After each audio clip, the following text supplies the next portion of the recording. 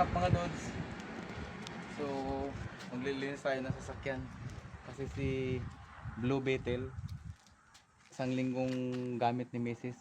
So, tingnan natin kung maayos ba yung pagkakagamit. Kasi ang sabi niya, hindi raw matututo mag-drive hanggat walang gasgas. So, ayan, ginasgasan niya na raw. Yun, sinasabi niya sa akin ito. Ayan o. Ay, tikman. Tignan mabutas to. So yan mga Dods, so isang linggo niya tong gamit. Sabi niya nga hindi daw matututo hanggat walang gasgas. So mag 2 years ko tong ginamit walang gasgas. So siya lang ang nakagasgas. Ayan. Tapos mayroon pa yan dito sa kabila. Yan yupi yan. Ito pa. Pero dahil nga na nag-umpisa na siya sa kanyang part-time job. So ngayon, ituloy yung service niya papasok. Pagdating doon sa bahay, ang amo niya, nagpapalit siya ng sasakyan. Instead na ito ang dadalhin niya, ang dinadala niya ngayon pagdating doon ay yung van. So van na yung dinadrive niya. Pero yung van, hindi niya ginagasgasan.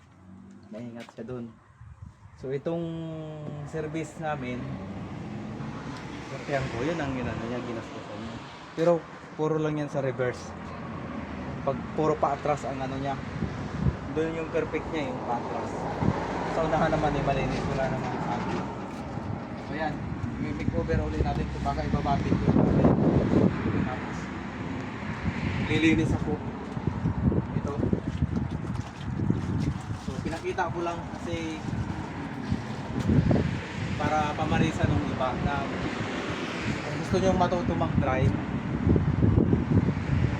ang moto ni Mrs. Pag gusto mong matuto, kailangan magasgasan mo muna yung sasakyan bago ka matuto.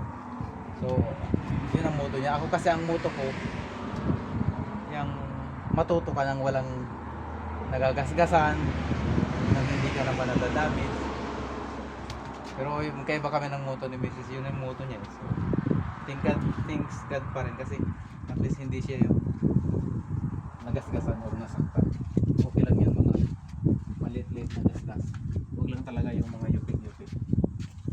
So ayun lang.